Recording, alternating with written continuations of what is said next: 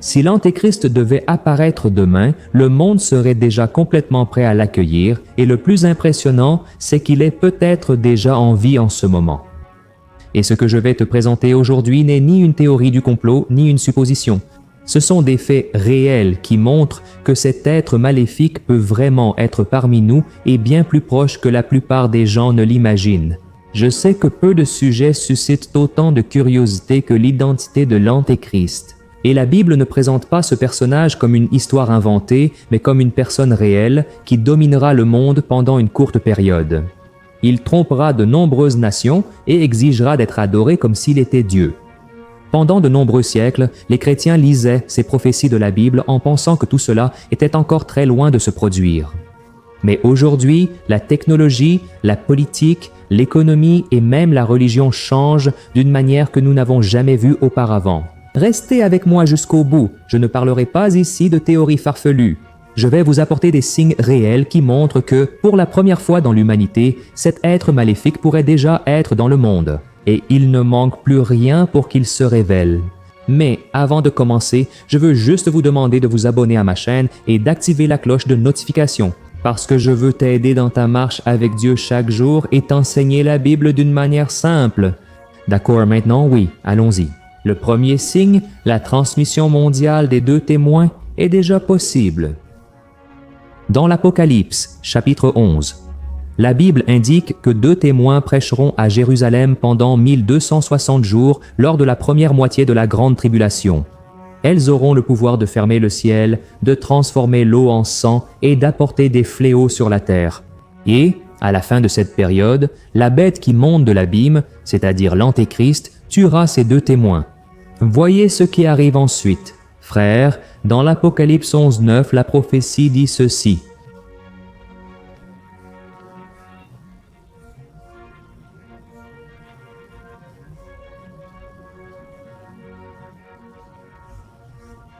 Regardez ça, frères.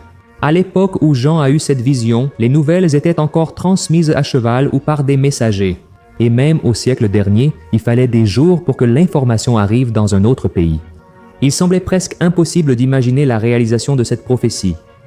Mais aujourd'hui, le contexte est totalement différent. Selon l'Union internationale des télécommunications, cette année, près de 7 milliards de personnes utilisent déjà un téléphone portable avec accès à Internet. Cela représente 85% de la population mondiale. Cela montre que chacun peut, d'un simple geste, diffuser en direct en haute définition sur les réseaux sociaux, directement depuis une rue de Jérusalem. Précisément l'endroit où la Bible dit que les 2 témoins seront tués et seront vus par tous les peuples. Cela accomplit exactement ce qui est écrit dans Apocalypse 11, verset 9. Et même si les spécialistes ne sont pas d'accord sur l'identité de ces 2 témoins, certains pensent qu'il s'agit de Moïse et Élie, d'autres disent Enoch et Élie, mais le point le plus important est celui-ci. La visibilité mondiale prévue dans cette prophétie est déjà possible. Et passons au deuxième signe qui est très important. Le système de contrôle mondial fonctionne déjà et le peuple l'approuve. Frères, dans l'Apocalypse 13, le verset 17 déclare que celui qui n'aura pas la marque de la bête ne pourra plus acheter ni vendre. Et pendant très longtemps, cela semblait être quelque chose du futur, presque impossible à réaliser. Mais aujourd'hui, cela se produit déjà en phase de test, et ce qui est le plus effrayant, avec l'approbation de la majorité des gens. Et pour que ce niveau de contrôle mondial devienne réalité, 3 choses doivent se produire. 1. L'identification biométrique universelle. 2. La monnaie 100% numérique. 3. La surveillance instantanée de toutes les transactions. Et aussi incroyable que cela puisse paraître, les 3 fonctionnent déjà. Aux États-Unis, des réseaux comme Amazon utilisent des caisses qui identifient la paume de la main. En Europe, des compagnies aériennes embarquent déjà des passagers uniquement grâce à la reconnaissance faciale.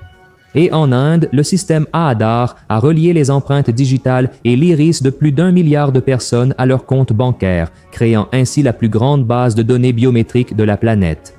En même temps, les banques centrales s'empressent de mettre fin à l'argent liquide. Le Drex brésilien est déjà en test. Le e-yuan chinois compte déjà des dizaines de millions d'utilisateurs. Et selon la Banque des règlements internationaux, 130 banques centrales qui représentent 98% de l'économie mondiale développent déjà leur propre monnaie numérique. Les monnaies diffèrent beaucoup des crypto-monnaies comme le Bitcoin. Elles sont contrôlées et programmées par le gouvernement, avec une date d'expiration, une limitation des endroits où elles peuvent être utilisées et même des restrictions sur le type d'achat autorisé. En d'autres termes, mes frères, le gouvernement peut choisir quand, où et comment vous dépensez votre argent. Il peut tout bloquer en quelques clics s'il le souhaite. Réfléchissez avec moi. Quand l'identité numérique et l'argent numérique? S'il fallait auparavant un directeur de banque ou une agence pour geler un compte, maintenant il suffit d'un simple code. Et cela s'est déjà produit en 2022. Le gouvernement du Canada a gelé les comptes bancaires et les assurances des manifestants en quelques minutes. En 2023, le Nigeria a restreint les retraits d'espèces pour encourager l'usage de sa monnaie virtuelle. Et depuis de nombreuses années, la Chine contrôle les déplacements, le crédit et même la consommation alimentaire sur la base d'un système de score social. L'Union européenne a également déjà approuvé une identité numérique unique qui regroupe les documents, la signature électronique et les moyens de paiement dans une seule application, effaçant la séparation entre la vie civile et la vie financière. Et les entreprises de cartes de crédit ajustent déjà les plafonds en fonction du comportement en ligne du client. Alors, mes frères, la phrase « Nul ne pourra acheter ni vendre » qui se trouve dans l'Apocalypse 13, verset 17, n'est plus seulement un avertissement lointain. Elle devient de plus en plus stricte dans le système financier numérique, et la plupart des gens acceptent ce contrôle en échange de praticité et de sécurité. Sans se rendre compte que l'Antéchrist n'aura pas besoin de créer quoi que ce soit de nouveau, il prendra simplement le contrôle du système qui est déjà prêt. Le troisième signe, c'est que la société a été entraînée à applaudir un faux Messie. L'apôtre Paul a averti dans 2 Thessaloniciens 2, verset 4, qu'avant le retour de Jésus, beaucoup de personnes abandonneraient la foi. Et alors l'homme du péché, qui est l'Antéchrist, serait révélé. Maintenant, réfléchis avec moi. Il n'y a pas si longtemps, ce genre d'affirmation provoquait de l'indignation, mais aujourd'hui ce discours est applaudi. L'enquête Barna de 2025 a révélé que 72% des jeunes aux États-Unis croient que le bien et le mal dépendent de la situation, et que pour cette raison, ils n'ont pas besoin d'une vérité absolue, comme la Bible par exemple. Au Brésil, selon Datafolha, 64% des adultes croient que toutes les religions mènent au même Dieu. Et des mots comme péché, sainteté ou repentir sont considérés comme offensants, tandis que des expressions comme ma vérité, mes règles sont valorisées parce qu'elles véhiculent une idée de liberté. Des influenceurs célèbres ont appris à leurs abonnés à manifester la réalité qu'ils désirent et aussi à éveiller leur Dieu intérieur. Frères, des millions de personnes ont regardé, ont payé cher pour assister à ces mentorats. Et pour que vous ayez une idée, des entreprises de biotechnologie commencent déjà à éditer nos gènes pour éliminer des maladies et prolonger la vie humaine.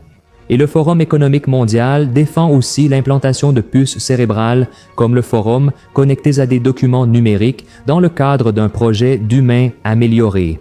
Maintenant, réfléchis avec moi encore une fois. La société est en train d'être entraînée à échanger la vérité contre le charisme et la transformation spirituelle profonde contre une sensation passagère de bien-être. D'ailleurs, beaucoup d'églises échangent la présence du Saint-Esprit contre quelque chose qui ne touche que les émotions. Et le résultat? À son apparition, l'Antéchrist promettra paix, progrès, inclusion et demandera le repentir sans exiger de changement de vie. Il trouvera une population dans le monde entier prête à l'applaudir. Un peuple qui préfère écouter ce qui plaît à sa conscience au lieu d'affronter la vérité qui confronte le péché. Et maintenant, passons donc au 4e signe. Une religion mondiale sans Christ a déjà pris forme. Dans Apocalypse 13:8, il est déclaré qu'à la fin, tous les habitants de la terre qui n'ont pas été sauvés adoreront la bête. Mais pour que cela se produise, le monde a besoin d'une religion qui semble bonne, qui accueille tout le monde, mais qui évite de parler du péché et du salut exclusif en Jésus. Et c'est exactement ce qui est déjà en train d'apparaître. En 2019, le document d'Abu Dhabi, signé par des dirigeants catholiques et musulmans, a déclaré que la diversité des religions fait partie de la volonté de Dieu. Peu après, la maison d'Abraham a été construite, un complexe avec église, mosquée et synagogue identiques, sans croix ni message de repentance. Le Vatican s'est réuni avec des bouddhistes, des hindous et même avec des athées liés à la science, répétant l'idée que tous adorent le même Dieu, même lorsque beaucoup de ses invités nient ouvertement que Jésus-Christ est le Fils. 2022. Des dirigeants de 10 religions différentes sont montés sur le mont Sinaï pour un acte de repentance climatique, échangeant le péché contre Dieu contre une culpabilité environnementale. En Afrique, des conférences de Chrislam rassemblent pasteurs et sœurs dans une liturgie mêlant les deux croyances. Les médias célèbrent tout cela comme le modèle de foi idéal pour le 21e siècle. Mais frères, toutes ces initiatives ont un seul point en commun. Elles retirent Jésus du centre du message et aucune d'entre elles n'affirme que seul Jésus sauve. Ainsi, cette nouvelle religion mondiale se veut pacifique, accueillante et ouverte à tous, tant qu'elle n'exige ni repentir, ni conversion, ni engagement total envers le Christ. Et lorsque l'Antéchrist se manifestera, il n'aura pas besoin de détruire les églises par le feu et la violence. Il va simplement prendre le contrôle de cette spiritualité neutre que le monde moderne a déjà appris à applaudir. Et voici le 5e signe. Le monde réclame un pacificateur définitif. Dans Daniel 9:27, le prophète annonce que l'Antéchrist conclura un grand accord avec beaucoup. Et dans les chapitres 12 et 14 du livre de Zacharie, nous voyons les nations se tourner contre Jérusalem. Observe la situation actuelle, guerre dans plusieurs régions, inflation, hausse, migration de masse, pandémie, climat extrême, tout cela crée un sentiment d'urgence permanent. Les gens sont anxieux et désespérés. Qu'est-ce que les gouvernements et les institutions demandent? Un gouvernement unique et mondial. Le rapport de l'Organisation des Nations Unies intitulé « Notre agenda commun », publié en 2025, propose la création d'une plateforme mondiale d'urgence pour centraliser les décisions concernant la santé, la sécurité et le climat au-dessus des gouvernements nationaux. On comprend la gravité. Le Forum économique mondial suit la même direction. Ils défendent la grande réinitialisation, aussi appelée Grand Reset, et ils souhaitent unir l'économie, l'environnement, la technologie et tous les gouvernements sous une seule direction mondiale. Frères, écoutez ceci. Un sondage Gallup de 2025 a révélé que plus de la moitié des Européens et des Nord-Américains accepteraient de renoncer à une partie de leur souveraineté nationale en échange de la stabilité. L'Organisation mondiale de la santé principale voix lors des confinements de 2020 souhaite désormais un traité international.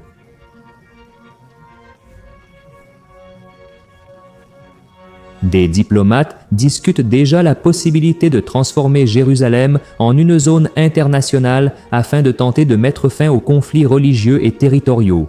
Et cela correspond exactement au type de pacte prophétisé dans Daniel, chapitre 9, verset 27.